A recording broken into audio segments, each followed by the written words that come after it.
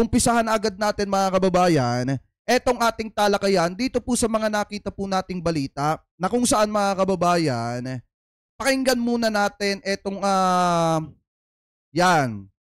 Etong press con ni Senator Chis Escudero, ni Senate President Chis Escudero patungkol mga kababayan dun sa political neutrality ng Senado mga kababayan pagdating po sa usapin ng impeachment nitong si Sara Duterte. Kasi mga kababayan, yung iba kasi mga senador nakikita nyo naman na hindi na po neutral yung mga binibitawan nila na salita mga kababayan, at yung isa pa nga nananawagan at sinasabi publicly na hindi siya sang-ayon. Actually, hindi lang pala isa, dalawa mga kababayan. Ano po, at yung iba pa nga ay nag-iingay pa sa social media. So ngayon, pakinggan po natin ito. Nabagaman ito'y prosesong politikal. Tips para hindi ka... Nakalagay sa rules namin, nabagaman ito'y prosesong politikal, hinihiling sa mga miyembro ng Senado ang tinatawag na political neutrality. At dinefine ang political neutrality na hindi ito dapat maapektuhan ng iyong partido, paniniwala o pinanggalingang grupo bago nagsimula ang proseso. Maliwanag sa rules namin yon. At magsisilbing giya dapat yan sa aming lahat.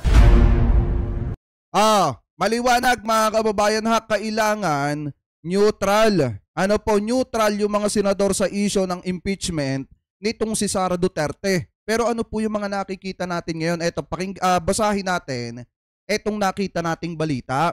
Ito po ay kinikredit po natin mga kababayan sa balita mismo. Ano po, yan po yung source natin. So ngayon, wait lang, may mga ads lang. Paano ba ito matatanggal? Hindi, ilipat na natin mga kababayan dito. Ito yan ha, ang source natin, ito.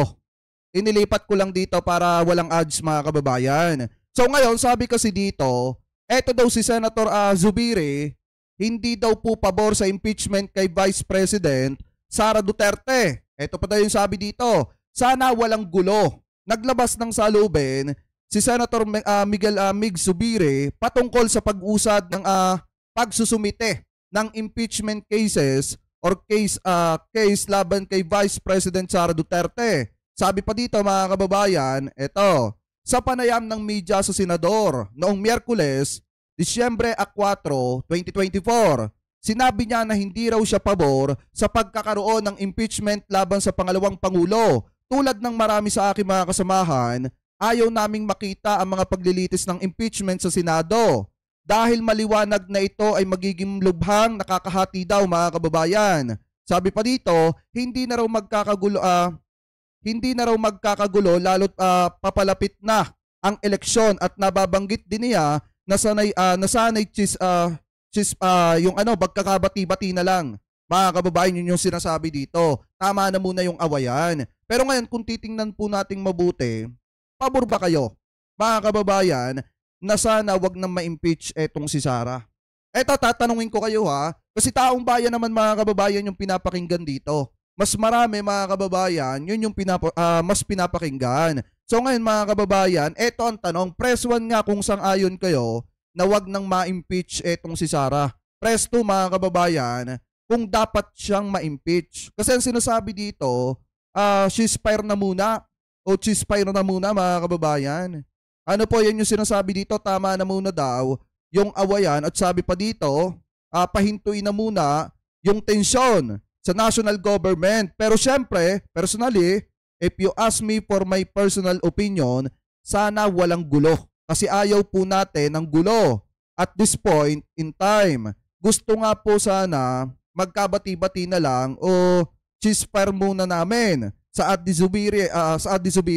Sabi pa dito, muli ring nilinaw ni Zubiri na wala raw siyang papanigan sa pagitan ng girian ng kampo ni BP Sara at ng administrasyon ni Pangulong Ferdinand Bongbong Marcos Jr. Sabi pa dito mga kababayan, dahil kung sakali raw kasing umusad ng tuluyan ng impeachment cases laban sa Vice Presidente ay nakahanda raw silang maging patas daw. Sabi pa dito mga kababayan, nais kong malinaw sa puntong ito. Hindi tayo maaaring pumanig sa politika dahil kung mayroong valid at verified impeachment complaint na mapupunta sa Senado, kami bilang mga hurado ay kailangan maging walang kinikilingan, ani po ni Zubiri. Pero kung makikita nyo naman mga kababayan, ayaw nila.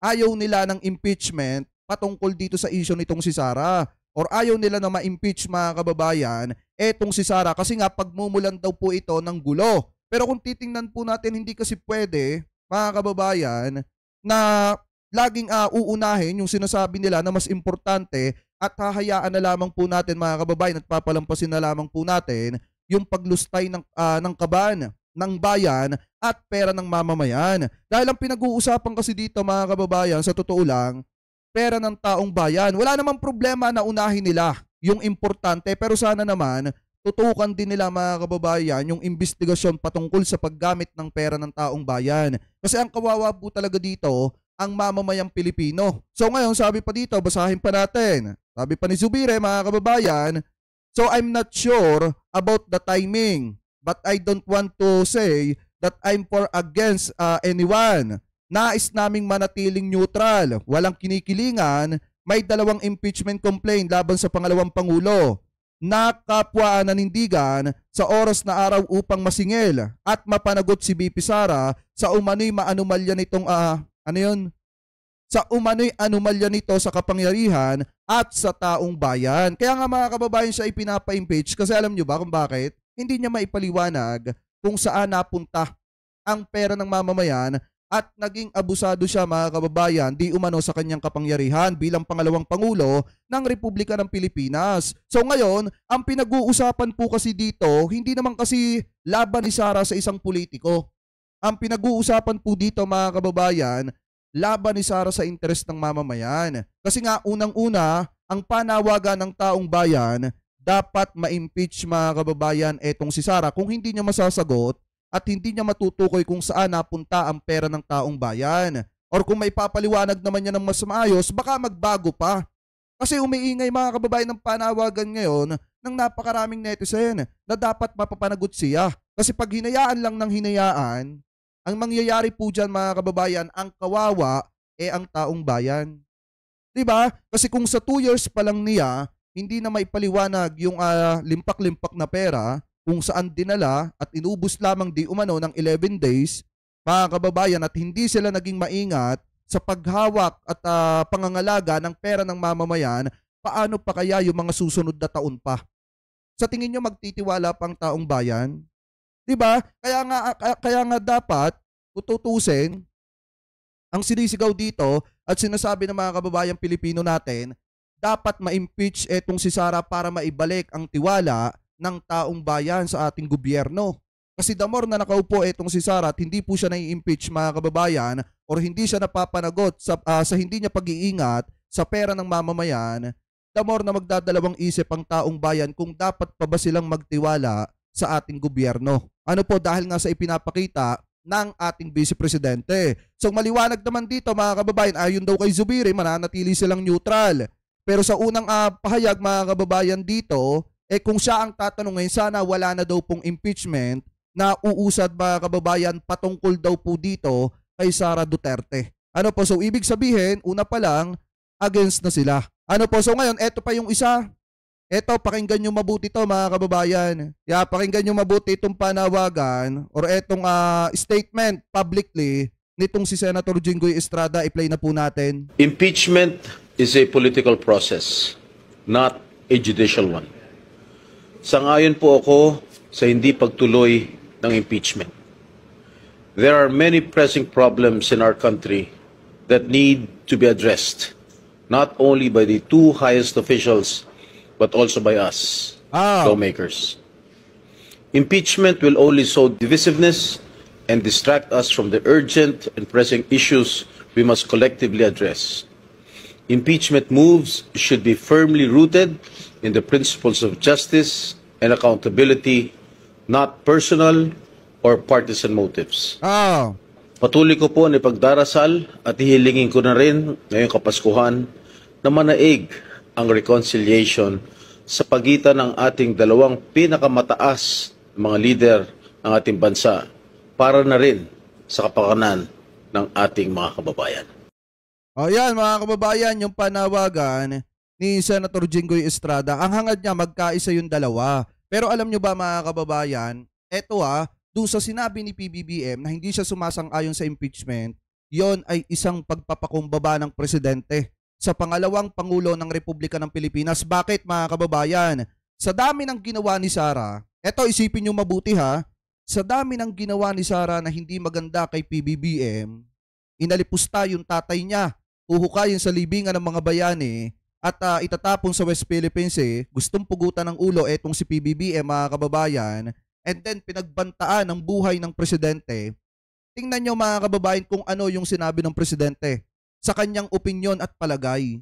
Huwag nang pagtuunan ng pansin etong si Sara mga kababayan. Doon pa lang sa pagkakataong yon na sinabi ni PBBM na sana wag nang humantong sa impeachment, ipapa-impeach etong si Sara mga kababayan dahil wala nga itong halaga at hindi naman ito makakatulong sa pamumuhay ng mamamayang Pilipino. Doon pa lang nagpakumbaba na ang presidente. Diba mga kababayan? Doon pa lang nagpakumbaba na ang presidente. Kaso nga lang ang problema, etong ating vice presidente, bakit? Kasi mismong siya na ang nagsabi na mahirap daw siyang areglohin. Mismong si Sara na mga kababayan ang nagsabi na kapag ka siya ay nagalit, talagang dala hanggang hukay mga kababayan, hindi siya marunong magpatawad. So paano ngayon magkakaroon ng sinasabi nila na pagkakasundo ng dalawang highest official mga kababayan dito sa ating bansa? Kung yung vice presidente hindi marunong magpatawad at yung presidente lamang natin ang nagpapakumbaba. Kasi biruin nyo ha, kung tutusin pwede nang sabihin ni PBBM na ipa-impeach etong si Sara. Pero di po niya ginawa. Bakit mga kababayan? Kasi ang iniisip ng presidente, siya ang ama ng Republika ng Pilipinas mga kababayan. Siya ang tagapangalaga ng Republika ng Pilipinas dahil siya ang presidente. At kahit magpakumbaba siya sa pangalawang Pangulo ng Republika ng Pilipinas mga kababayan, handa niyang gawin para ano? Para magkaroon ng kapayapaan dito sa ating bansa. Kaso nga lang ang problema, nung nagsabi etong si PBBM na wag nang pagtuunan ng pansin etong si Sara kasi hindi naman po ito mahalaga, minasama pa ng mga kaalyado nitong si Sara Duterte. Hindi nila naaalaman na yung sinabi ng presidente ay pagpapakumbaba na ng presidente mga kababayan para matapos na etong mga isyong ito, para matapos na ang mga bangayan mga kababayan kasi nga hindi nakakatulong sa Republika ng Pilipinas. Tapos ngayon, kung titingnan nyo mga kababayan, makikita nyo, pinapanawagan ng mga senador na sana magkasundo na, pero mga kababayan, wala namang namamagitan at kumakausap kay Sara na makipagkasundo sa gobyerno. Kaya nga kung makikita nyo, puro parinig pa rin at tirada pa rin etong si Sara mga kababayan sa ating gobyerno. Diba?